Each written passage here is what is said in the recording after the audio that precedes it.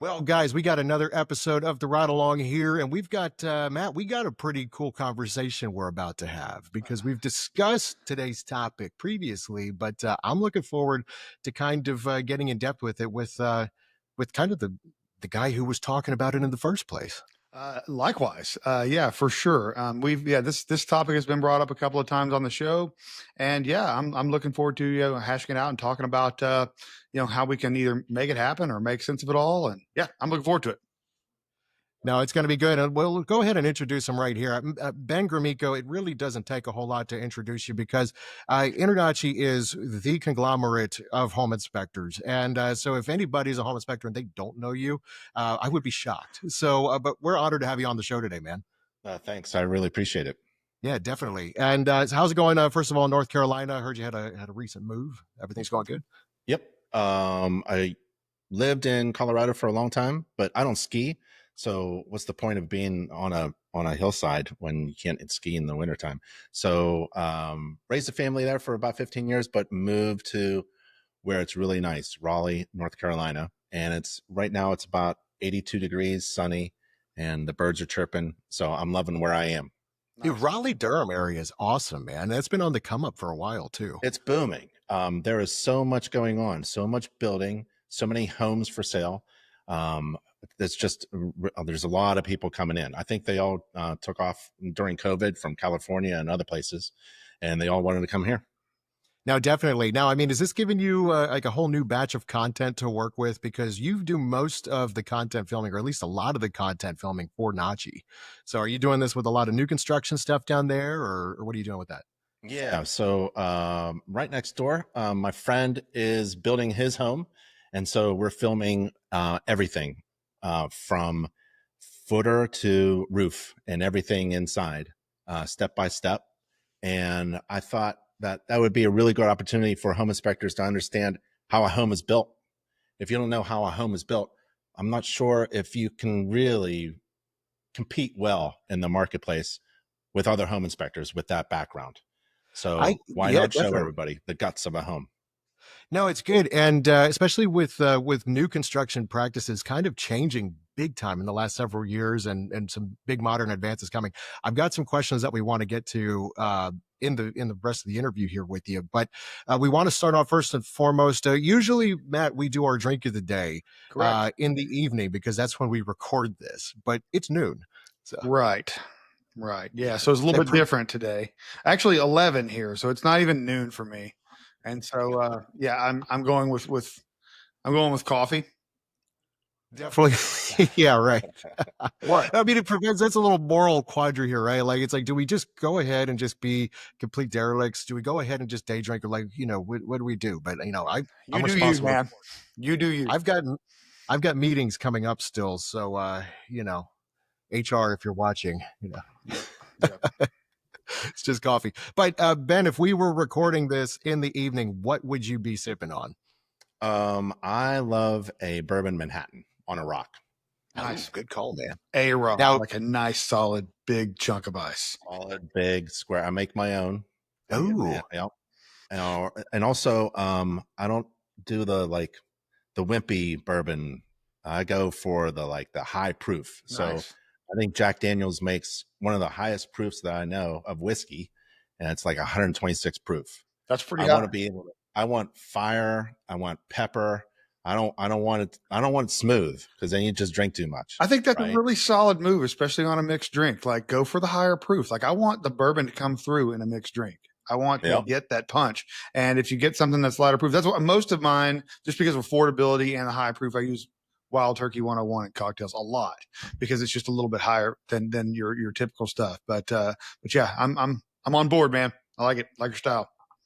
This is actually giving me an interesting idea because the drink of the day, of course, is always sponsored by Inspection Fuel, which is going to be, again, happening September 8th through the 10th in New Orleans. But there's going to be a conference kind of coming up right after that, Ben. Do you want to go ahead and plug that one too? Is that the InterNACHI conference you're talking about? I think it might be. Yeah. There's so many going on. The hurricane down in Florida kind of bumped one conference. convention. So we just had it recently, and now we're having another one. And we've got one coming up in Texas, and we've got another one coming up in Colorado. So just make sure you know where your next event is. Some of the events going around for these home inspectors are so fun. I mean, there's a lot of really great events, and there's nothing like, I mean, InterNACHI is the world of online. If you want to go online and meet people from all over the world, go to InterNACHI's forum or Facebook or something like that. But if you want to rub elbows with like-minded people, I mean, you got to do an event. An InterNACHI chapter is a really great local way, but these big conferences and conventions, not just InterNACHI's, but the ones you go to and the one you are attending, and it's just fantastic to meet other people there. Yeah. Well, we did the podcast, or we did some podcasting at InterNACHI in Orlando in February, Matt. Yep. But I'm thinking we need to have like a co-sponsored like drink of the day, kind of a happy hour between InterNACHI and the ride along at the next one. Oh man, I don't know. I don't drink and work at the same time. Oh, okay. All right. We'll take care of that on your behalf. Don't worry. But and I'm sure there's plenty of other inspectors that do the same. But anyway, no, Ben, we're excited to have you on because you said something recently that really got our ears buzzing, and we've talked about it on a previous episode, and so we figured let's just get you on the show to discuss this. The big question being, does the home inspection industry or the real estate industry in general support a $1,000 average ticket price? First of all, give us your views on this and why you think that's what it ought to be, and if you think it's even possible. It is possible. I mean, I'm a sucker for Starbucks, right? And I just had a cup of coffee from Starbucks, and it was $6 for the coffee, and then you add a tip, right? It's just an example of like, why would anybody, let alone millions of people, buy a commodity like a cup of coffee for maybe, I don't know, 5 times more than it's actually worth, right? It's because it's so valuable to the consumer. So if I find it really incredibly valuable, that burger, that cup of coffee, that service, I'm going to pull out my hard-earned cash for it. Now, it's incredible how many home inspectors devalue their position on this planet. We are one of the most important, critical people that anybody can know, because we all live in a home, but is that home safe, functioning, and healthy? And there's only one person on the planet who can answer that question. That's incredible, valuable information. You should be charging for that type of value that you provide. Don't be the cheap piece of crap coffee that you can get, right? Sure. I guess on that analogy, Starbucks. And I was charging sorry to interrupt, but I was charging $1,000. When's the last time I did an inspection for a client, right? I do inspections all the time, but I don't have any clients. But when I was doing inspections back in the 90s, 1990, 2004, 2007 was my last inspection. I brought home $1,000 per inspection. I mean, that's with ancillary inspections. That's one thing that I definitely want to talk about for sure. Yeah. I mean, I like the analogy, and for one second, I was taken by it. But I do want to point out, like, to me, like, there's like in that analogy a little bit of an elephant in the room. I mean, like, when we're talking about a $6 cup of coffee, is that $6-7? Is that too much to pay for a cup of coffee? Is that a lot to pay? It is wrong commodity. Commodity. No, let's go to the mall. Me and you, us three, let's go shop. Let's go to Macy's. Let's go to the men's jewelry department. Let's look at under the glass. On the left, there's a $10 piece of crap that tells the time. On the right, there's a $1,000 gold watch. They do the same thing. One home inspector on the left is charging $10. One home inspector on the right is charging $1,000. They basically do the same thing. They follow the same standards of practice. They use inspection reports. They take pictures. They have a summary. They identify defects. Well, potentially. What makes that $1,000 watch sell? It's because of the value that is perceived. in that product or I mean, I service. can't disagree with that. But it's just like, you know, when we're talking about things that are like 10, $6, $7, like I could take a chance on something that was like that much. And if I didn't like it, I just wouldn't go back. Or if I loved it, I might go back. But like when we're talking about a home inspection, and the thing is like where it is, like I deal with a lot of first time home buyers, right? And it's like while I 100% agree, like they need to be paying like more versus less. Like they're buying this huge, very important purchase. You know, do you want somebody in there that is just trying to hack under all the rest and get the job, or do you want somebody in there that knows their value? I mean, like, but it's really hard to convince, you know, some people, especially like first time home buyers of that. You know, because like I say, this is they don't get to do this very often, so they don't have a comparison point to know whether or not it's valuable. How do we get to know how valuable it is? I wasn't ever in the business of trying to convince. I hate sales on the phone. So what I would do is I just gave it to Steve. I don't want to say his last name, but he was a buddy. He was a chief inspector in Phoenixville, Pennsylvania, where I was doing home inspections. I ran a home inspection business for a dozen years, and we had that list of chief inspectors. And so if someone was looking for a chief inspector, that's not me, but I know a friend, I know a buddy, he's super cheap. He will do that job. In fact, if you ask him for a discount, I bet he'll give it to you. That's funny. In this job, you get what you pay for. Right. So if you want a cheap ass inspector, I have one. His name is Steve, and he's right down the road. Like that is not me. I have 100% referred people to my competitors for years, right? But I've never done it like to the cheap guy. I've never done that. That's a really an interesting way of looking at it. That is an analogy or a, you know, perspective that I really can grasp onto. Because like I say, I refer to people when I'm not available to people that I know sometimes their fees are actually more than mine, but it's like I know they're going to be in very good hands when I refer them to them. But you've got a different method, and that's like, oh, if Chief's what you're looking for, there's a couple of guys. Let me give you some numbers. That's great. Oh man, yeah, you're almost calling their bluff just by doing that. You know, and there's a lot of them down in Florida too. Down in Florida. Are. Where are you guys? Where you're at, Brad? Like I don't know how you all are making it, charging such low prices. You're all competing on price. Yeah, no, it's coming up. There's guys like Ryan Wall. We've had him on the show before out of Hello Home Inspections up in Tampa. We were on the phone a few weeks ago before we even recorded the episode, and he was like, "Hey, what did you charge for your last inspection?" He goes, "We raised it to at least $750 for what you just did." Yeah, and I was like, "Oh, I need to do the same." But there are guys like I had an agent up in Newport Richey area say, "Hey, how much are you going to charge for this older home, this square footage?" And I told her the price at the time, which I think all in was like $650, $700. And she goes, "Oh, that's way too high. I've got a guy who'll do all of that plus your insurance inspections for $350." And I said, "You go get him. Yeah. I ain't driving all the way up there for that." You know, but we wanted to talk about that because it's like, you know, you were talking about the two watches. I want to get into both analogies because I actually do think there's some merit to the Starbucks one also. You know, one, you're competing on other people's budgets, not just the market. But when you put those two side by side, a lot of times homeowners are going to go, okay, if this one just does the job and that's all I need, why don't I just go ahead and get that one? So you've given us one example of how you can raise perception, which is one, just believing in the quality of your own service. But how do you elevate consumer expectations so that it does justify that high ticket price? Yeah, like I think that's actually really important. Like I know that like maybe your thing isn't really to convince people, but as an industry standard, if we're trying to you know, get the industry to raise their standards, we have to convince people. I feel like it's driven by the consumer. Yeah, I just want to be the only person in the field. So like when you have a field of competitors, you want to be the only one that your consumer sees, your customer sees. So I think of differentiation. That's instead of like trying to convince somebody to change their mind to pull out more money for me. It's really like, only want them to see me or hear me.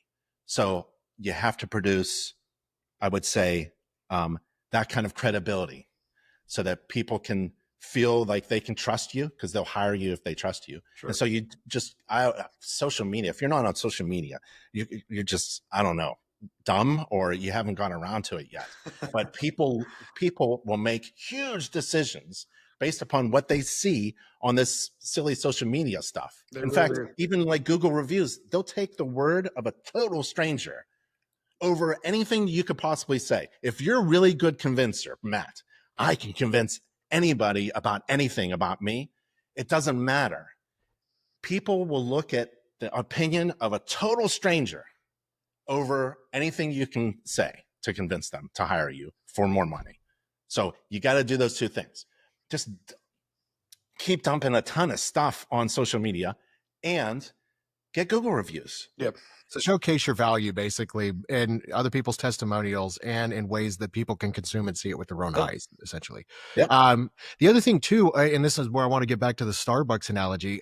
I think Starbucks can charge the higher price because they own the market. They have a monopoly on it, right? And you were talking about how there is such huge competition in the state of Florida, Texas as well. Those are two of the states with the biggest inspector populations. So what do you got? Oh, that's why he just drinks the 7-Eleven Starbucks. Hey, I built, before I was a home inspector, I built homes with my hands, and that was my breakfast. I got the big one, big coffee, man. It was before the sun rose. I'm just slurping on a coffee, getting to the job site. Here's the question. Does this mean I'm the guy that's not paying $1,000 for a home inspection? Is that what this means? Oh, there you go. But yeah, when you are the preferred go-to of everybody, then you can afford to charge that price. So does raising your price come on the same scale, or does it progress with the same level to which you grow your business? Is it commensurate with the scale of your business in terms of market share? I don't want to say that I've never done this before. So what I say, when I give a recommendation to, inspectors, it's because I know that I've done it before in my life. So in my home inspection business, I had a partner and we raised our fees and we worked less. So instead of working 7 days a week, which is what we would do, me and Nick, I was working 4.5, right? We had our Friday afternoons off. Friday, 12 o'clock, we're all done. And we were making more money because we raised prices. We never thought we could actually do that. So when I say just raise your prices and work less, it's coming from this core that I know it can work, but you have to have the goods to back it up. Sure. Right. So, and you don't want to price yourself out of the, you want to take a look at your competition as well. Oh, what I did this morning was really cool. You were talking, Brad, you're talking about the number of inspections in your competitors and things like that. I went to Zillow this morning and I just put in my zip code and I could tell real quick how many homes are for sale, right? It's a couple thousand homes in my zip code, right? And then you go to an InterNACHI and you can look in your zip code how many competitors you have. You can do the math. So the one thing I was thinking about this morning when I was walking with my wife is, if you have competition and you have a need to be highly successful, what you need is data. Instead of being nervous about it, what you need is to look at what is actually in your marketplace, the opportunity, how many homes are for sale, and how many competitors are there. The pie is only this big, right? And we're all trying to eat a big slice. And that either is a motivator, which is what it would be for me, or it makes you so fearful you don't know what to do, right? For me, if I have competition, like if I have Ashy just trying to make fun of online education, that just drives me insane. I go berserk and I want to be the absolute best. You'll never see me sleeping. I will compete with those. There's about 250 inspectors in Raleigh, and there's about 2,000 inspections, potential inspections, right? And if I want to feed my family, I have an enemy. Like I can make it up too, right? But my enemy is my competitors, my friendly competitors. And I'm motivated because I know the numbers, and the numbers aren't too good. There's not a lot of sales going on, and there's a lot of us around. So that's the unfortunate kind of reality, that you have to have really good marketing skills, and all the other things that, the coaches give you advice about, marketing, and even me being on social media, but you really have to have this core just bite the head off of your competition, because sure. you know the numbers, and you gotta feed your family. that's really a great motivator, you know? So not raising prices almost comes from a willingness to settle for some people, then, is what you're saying. It's an interesting way of looking at it. And now you're getting into personal psychology as well. Like, it's like you actually have a drive. Business is all about psychology. I mean, yeah, you know, you got to have, you know, Marketing, you can't just be a really good inspector anymore. Like, oh, I'm going to be a really great inspector. The world's best inspector is going to make a ton of cash. No, you got to be able to manage your business, and you have to have this vision too, where you have, you know, this thought of, you know, growth and taking risk and working harder than everybody else. And when you put all of that energy, my point is, when you put all of that thought and energy and work into something, how dare you charge less than everybody else? Yeah. That's good, man. Dude, I would love there to be a session on that at InterNACHI. It's like, why are you not succeeding? Because you don't have that dog in you. Like, the bite, man, the bite. You got to be able to. It's dog eat dog. So we then you have beer. Then you can have a nice drink with a bourbon with your friends. You know, at the chapter meeting. At the chapter meeting, I'm hugging all of my inspectors, right? So that's how you should be. We're all in this together. Let's support each other. But you know, when I leave the chapter meeting, I'm back on. Right, I'm getting your clients.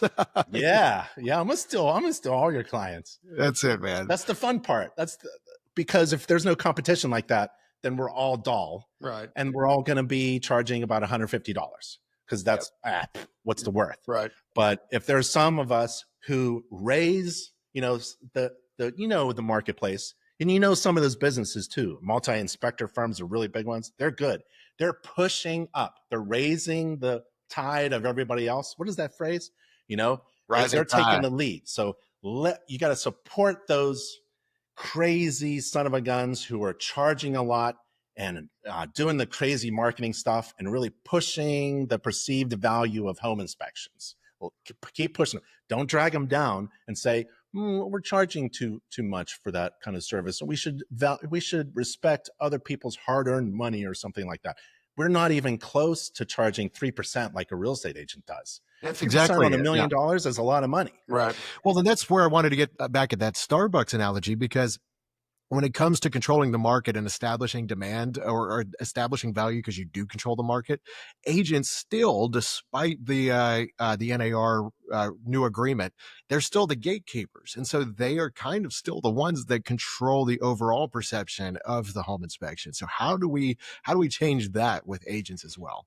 Is it just more of exactly like what you're talking about, or are there other steps that we could take in addition to convincing consumers? You know, I have an opinion on that. I think that, you know, the online stuff that, you know, myself and some others have been doing is helping to change that as well, because we are now marketing not just to real estate agents, but to the public. But you remember, we've talked about it before, how like home inspection has seemingly changed, like home inspectors, the perception of home inspectors has somewhat changed over the last, I would say probably 20 years, but I mean, I haven't been in it that long, but I mean, I think that just overall, like, I think realtors change too, like newer, younger realtors come in and then their perception is a newer, cause if you get the older or the older realtors that have been in the business for a really long time, I mean, I feel like, you know, they have the idea of the older inspectors, and things are just different now. Right. But you get the newer ones and they have an idea that's more aligned with what value I'm trying to bring. That's my opinion. Also, I encourage, I don't want to say I blame home inspectors, but I'm encouraging home inspectors to do marketing to change that narrative. And so when I ask home inspectors that when I do like a coaching session or a presentation, I'm always asking, like, to think of where you live, you know, where your house is and your street. Now think of your neighbors, all your neighbors you know and don't know. Every one of them should know that you're a home inspector. Yeah.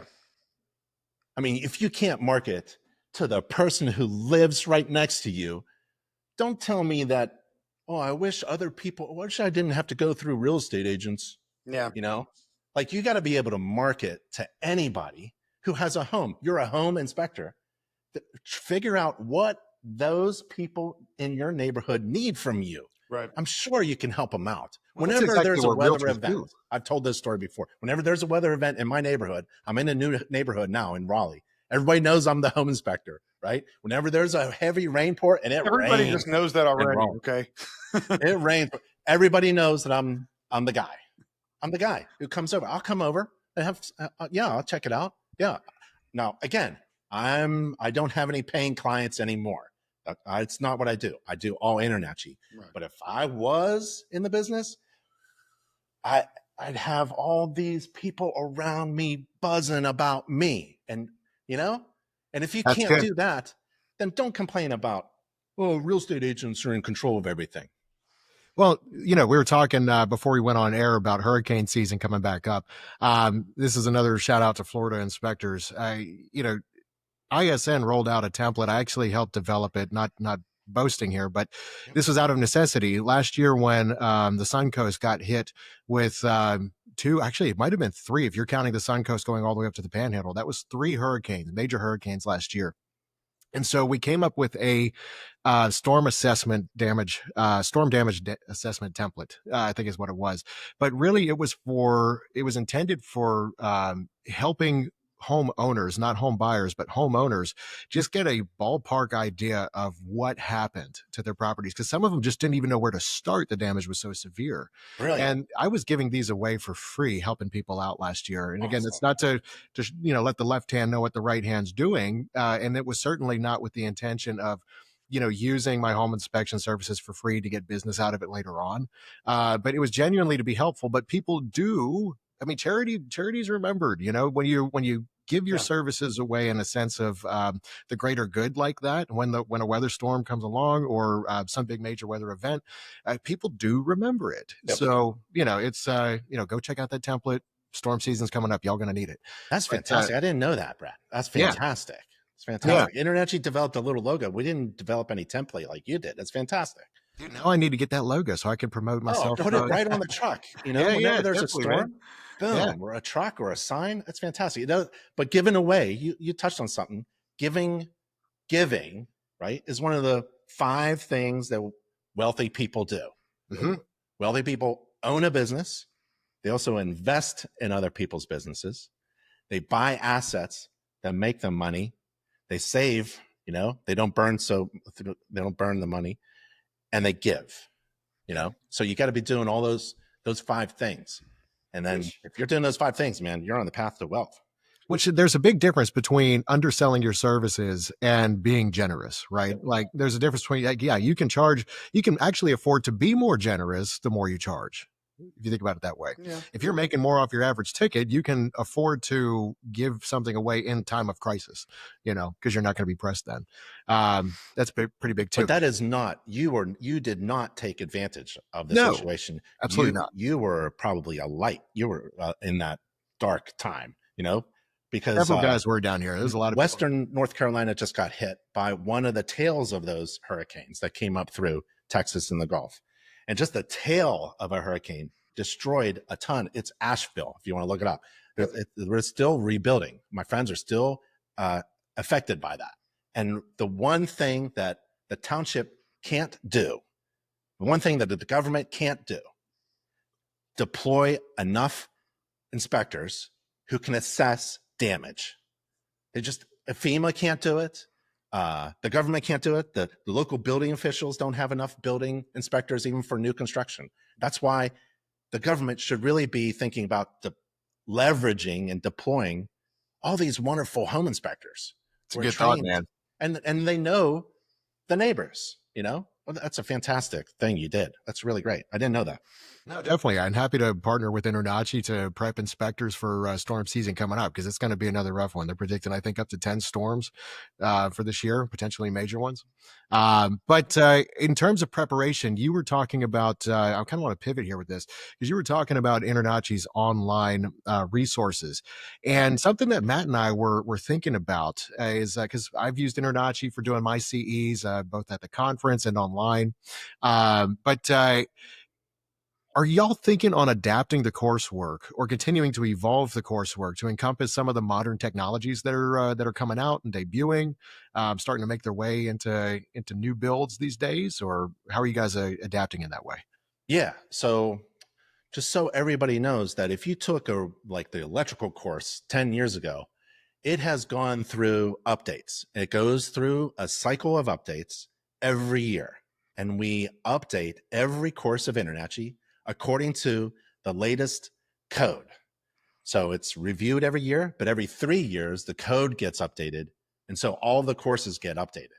And I do a lot of the work, but I also hire out for people to go through the course and make sure that we don't have any old crap in the courses. People think, oh, I took the electrical course. That was really a long time ago. But because we're an accredited college, we have to update things. So that's just the building standards. And then we are writing right now a new course on smart home features for Texas. Texas pre-licensing actually requires the new home inspector in the pre-licensing to understand the new home features, right? The smart home features and all that other stuff. So we're on the cutting edge of everything. I mean, because we're an accredited college, the only tuition-free online accredited college accredited by the U.S. Department of Education for home inspectors, we have to be on top of everything.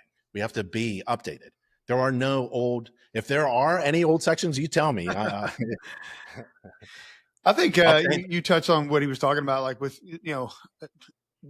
introducing courses that like have things to do with smart homes and newer technologies. I think not necessarily code changes and course updates. I mean, you guys have always been very good at that, but I think like just kind of looking forward to course material that might, encompass, modern building techniques and modern devices.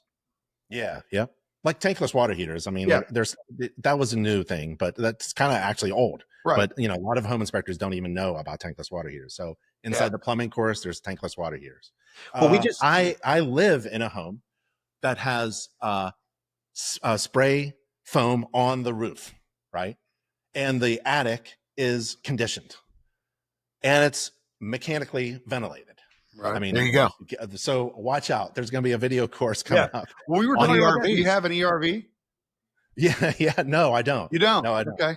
No, there's a fresh air. It's simply a pipe with a damper, and it brings in fresh air for 10 minutes every hour. Yeah. Sounds like an ERV. No, that's not an ERV. It simply just brings in air. It doesn't exhaust. That's right.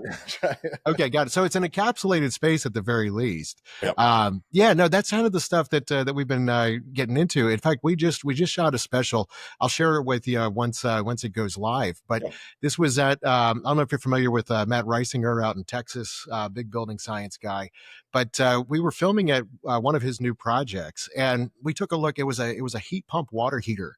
And it's like, okay, we understand water heaters and we understand heat pumps, but you put both of these together. We looked at each other. I was like, do we want to try to film on this? And we went, no. This is that's something like, while I know enough about it, right? Like to be able to probably inspect it, but like, do I know, like if somebody started asking me a whole bunch of questions about how it works, like I probably wouldn't be able to answer that stuff. I could probably put it together if I sat there and thought about it long enough, but I would water to air heat exchange. Some information on stuff like that for sure.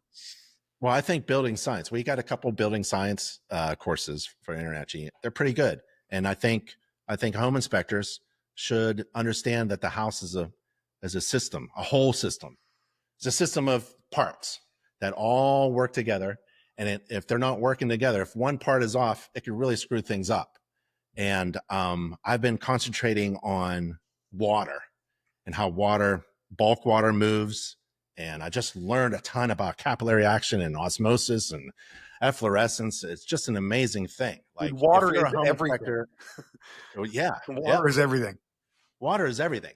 It really is like the beginning of every home inspection. It is. Right. You should look at this building, or even a commercial building, right? You should look at this thing and it's like, how is water managed? Where's the water management features? It is the most destructive force. And yet, yes, we can control like what's going on plumbing wise, but water just falls out of the sky too. And we have no control over that. Right. And so, all of that has to be managed. And it's just, wildly destructive. And so, I mean, I'll do home inspections sometimes with the water's turned off, or I'll arrive and the water's turned off. I refuse to do it. I won't do a home inspection when the water's not working. That doesn't make any sense to me. That's the one thing that, you know, is a deal breaker. I will do it. I mean, probably electricity too, but like I'll do it if the gas is off. You know, there's some unfinished business around a new construction house, no problem most of the time. But I mean, like, you know, whatever, we go back and do unfinished business later. But if the water doesn't work, I'm not doing an inspection. That's ridiculous. Now, on your new build there, what steps did you guys take in terms of sealing? I'm assuming you guys have a basement. You're up in North Carolina. We can't do them down in Florida, but when I was in Virginia, every house had either a basement or a crawl space. So, did you guys employ any new practices in terms of sealing the basement as far as protection against water intrusion, or sealing the housing envelope in general? That's maybe a tick above previous building standards, or what did you guys do there? Me? Yeah, man. I'm on a crawl space. Oh, okay. Fun and stuff. It's an unvented crawl space. Oh. And so the air that building science shows that the air that you breathe in your first floor, half of it is coming from somewhere else in your house, right? Could be from the basement of the crawl space, ventilated or unventilated. So I have an unventilated crawl space, and it's the best thing. I treat it as a short basement. You know, no open air vents. It's ridiculous. It's impossible to control stuff. But when you enclose it, insulate it, and vapor retard it, it's no longer a vapor barrier. It's a vapor retarder. We can say that it's word. Just a clean area. You go into my crawl space, you'd be the happiest home inspector in the world. I mean, it's just clean. It's actually clean. It's a clean space. If you can imagine a clean space. And it's all lit up, and there's aren't any bugs or mice or anything. It's just an amazing. I've been in this house for now 2 years, and it's just a fantastic. I have building science all around me, and it's just a fantastic way to handle this space that has really been a pain in the butt for a lot of homeowners. Do you monitor the humidity down there? What's that? Do you monitor the humidity down there? I do. So I take a look almost every day. I'm a nut, Matt. I open up my crawl space door. I shine my flashlight, and I got a meter. It's relative humidity, temperature, and it also can detect any water. But I don't have any water problems. How's your humidity level down there? Do you have any dehumidification, or are you just relying on HVAC? What's HVAC ventilation? So you need, if you're gonna, the code says a lot of things about an unvented crawl space, but you got to have some kind of mechanical ventilation, and so I've got a little bit of the same air circulation in my entire house that's in the crawl space. Right. It's really good. I've been in a few crawl spaces that were that nice. Yeah. Yeah. It always makes me smile, especially like when it's like I've got like a 3 inspection day back in Virginia, and you know, 2 of them are absolute dumps in the crawl space. And it's like I could spend an hour down there just documenting every problem. And then you open that one hatch and you shine your light and you just go, oh, okay. Yeah, that's like, thank God, some people know what they're doing here. Yeah. So that's always a treat, man. Very cool. But have you done the water drip test? No. So you get 2 shots and you pour whiskey in each one, right? Okay. You have me now. You have my, and then you get just a drop of water on your finger and let it drop, right? And then you see if you can taste the difference. They say that 1 drop of water in that shot makes all the difference in the world. Is that true? I don't know, but I'll have to try it. Let me go get a couple of cups. Well, it's almost like with scotch, right? I mean, sometimes you do this, it's like a tiny bit of scotch or a tiny bit of water in scotch. Yeah. Well, I was at a scotch thing, and an expert scotch guy did that, just a drop. And I was like, oh, yeah, there is a difference. It brings out some of the other notes, cuts down on some of that alcohol burn that hits you when you first, take a sip off of your bit of scotch there. I don't know if there was a difference. Off your dram. Having a good time. Yeah, we got to try it, man. Yeah. So next time I'm up through North Carolina, we'll give it a go. So hey, listen, I want to beat a dead horse for 1 minute, okay? Bring it, man. I want to get back to this $1,000 thing because there was one thing that I wanted to ask you, and you said back in the day you were doing them for like in the '90s and early 2000s you were doing them for $1,000. That included ancillary services. You put out a video not too long ago talking about how inspectors should be charging $1,000 for inspection. In today's market with, today's prices, is that $1,000 base fee or is that including ancillary services? And if so, how many? What do you think base fee should be? Yeah, it's hard to make a video on this subject, right? Without sounding stupid. So I've done so many videos, and I probably have sound stupid in many other videos. But my point is, right, that you got to charge. It's based on math, right? Don't go into this business, or don't be running a business right now based upon just guessing.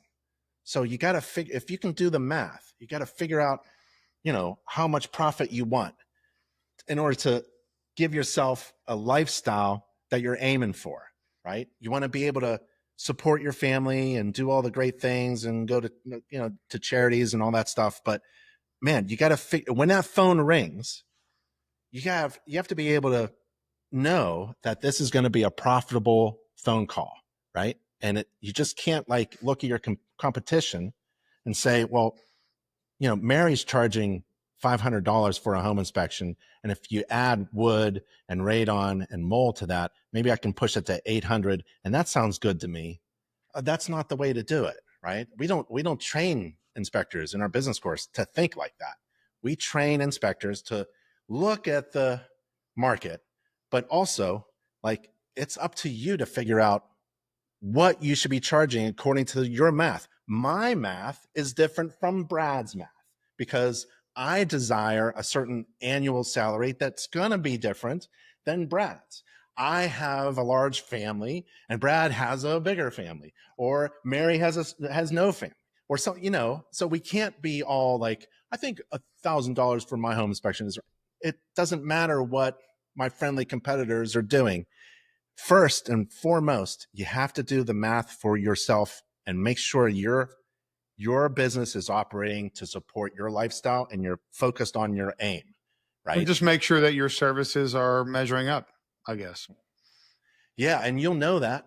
You'll know that for sure when you measure your marketing strategies and whether your value proposal is meeting that expectation. So if you have, one of the things you can do is use your website analytics. If you have a ton of people visiting your website, right, and they're not scheduling with you, you may have a problem with communicating your value. You may have a problem with your price.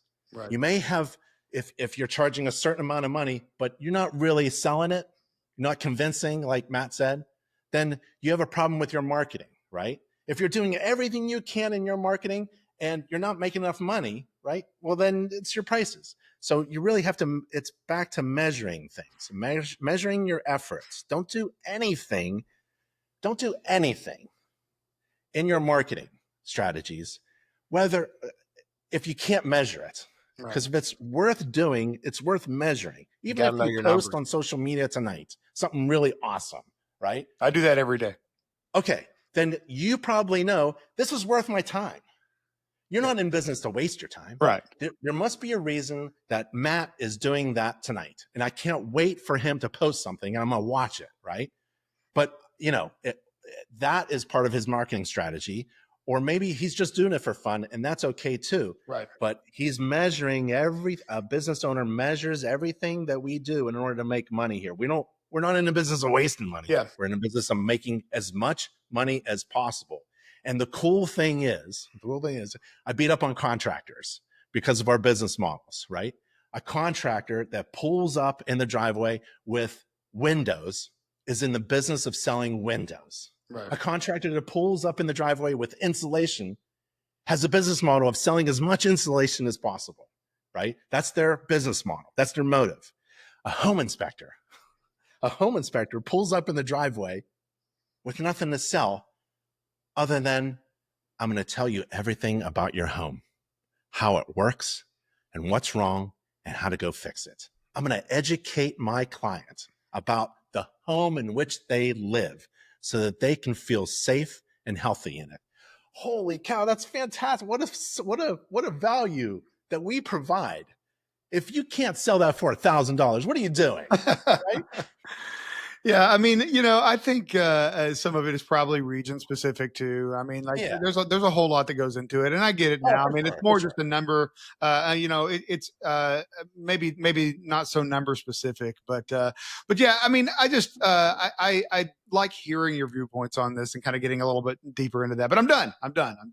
We can move. Yeah, on. no, and I, agree with everything you're saying, Ben, in terms of, we understand our value. We understand exactly what you're saying.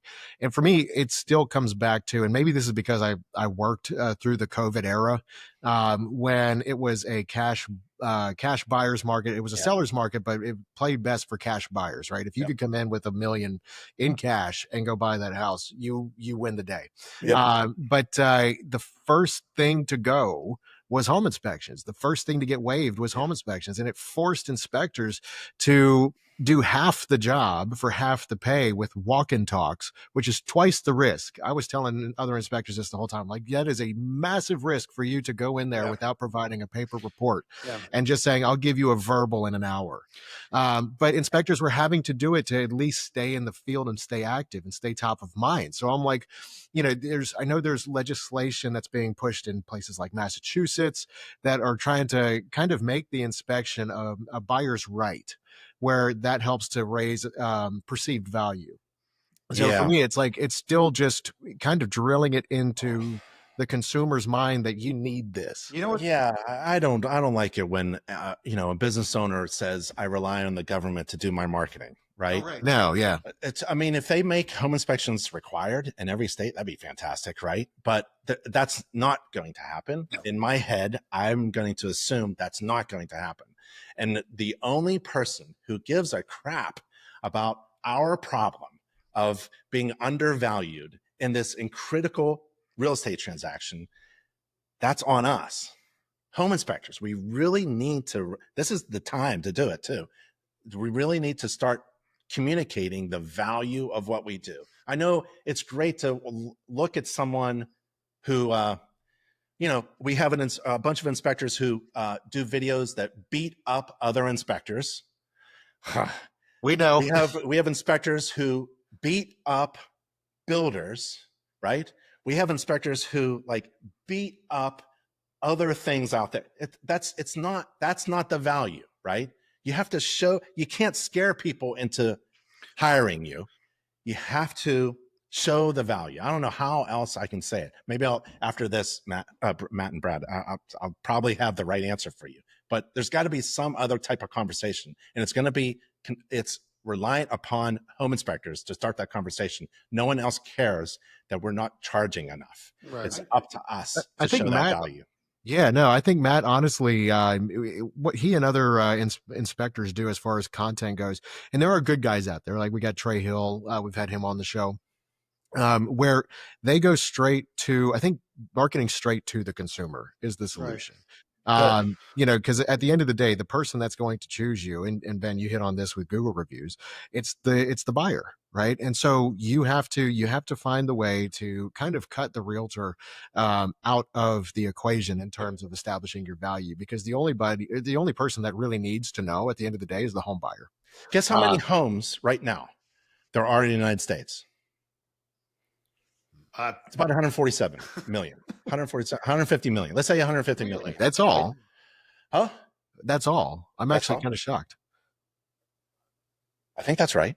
Okay. Is that single family? It could be more. It could be more. Let's say it's more. Let's say it's 200 million. Guess how many million? I know this one. Guess how many million homes have water intrusion problems today? Oh, many. Many. 11.7 million are experiencing water intrusion problems today. A roof leak, water from the foundation, water leak, or a water problem coming from inside, like a plumbing leak of some kind. Right. There's water problems in millions of homes, right? Now, that doesn't have anything to do with a real estate transaction. Now, you're not telling me, but it's just a question. You're telling me that we can't monopolize on that? It's the one thing that connects me to just about everyone else in the United States who isn't homeless is a home. We live in an apartment. We're renting an Airbnb, and all Airbnbs should be inspected. Man, I've reached out to them. Man, all Airbnbs should be inspected. I don't know if you've done an Airbnb or a Vrbo. They need to be inspected. They're rough, man. Yeah, some of them are really rough. There's so many other opportunities. It isn't just about the real estate transaction. I think the one thing that connects all of us is that our health our health, your health, is affected by the home in which you live and the building in which you work. Yeah, Those 100% true. Those things need to be inspected to make sure that they're safe, functioning, and healthy. Yeah. And there's only one certified professional on this planet Earth who can do that. That's good. Yeah, I think you're kind of getting at, like the final huge point there, because we've talked about everything's in terms of knowing your own value, promoting your own value, and marketing your own value. But it's I think the last one here is seeing the opportunities, right? Because we look at home inspections as, okay, well, this is only for the buyer. No, it doesn't just have to be for the buyer. Like what you're saying, there's all other manners of incidents in which a home could or should be inspected. I like going to investors. I'll tell investors, real estate investors, that I'll do an investment evaluation. It's a home inspection, but so that they know that they're getting what they're paying for, right? But as soon as you call it an investor evaluation, they go, oh, I could probably use that, right? So it's a little bit of, it's semantics, but it's finding the opportunity. So that's huge. Well, Ben, I could tell you there's one thing that's definitely worth the value, and that's been having you on the show today, man. We really appreciate this. I've been wanting to get you on here for quite some time. Thanks. I appreciate it. Thank you very much. Also, Ben, I just want to say thank you because, I have used InterNACHI for years. I have learned so much from the courses that are provided there and everything that you guys do for the industry. So I just really thank you. You guys are awesome. I love InterNACHI. Awesome. Thanks, fellas, for having me on. Brad, I really appreciate it. Matt, check you around. Yep. Definitely, man. And thank you, everybody, so much for watching. As always, make sure if you're not a member of InterNACHI, you need to be. Go check them out. They don't pay us to say that. I'm just saying that because I've gotten huge value from it. And make sure to come to Inspection Fuel. Go check out the InterNACHI conference as well. And go follow them online. All the InterNACHI forums are fantastic to be part of. So thank you guys for watching. We'll be right back here on the Ride Along very soon. We'll see you then.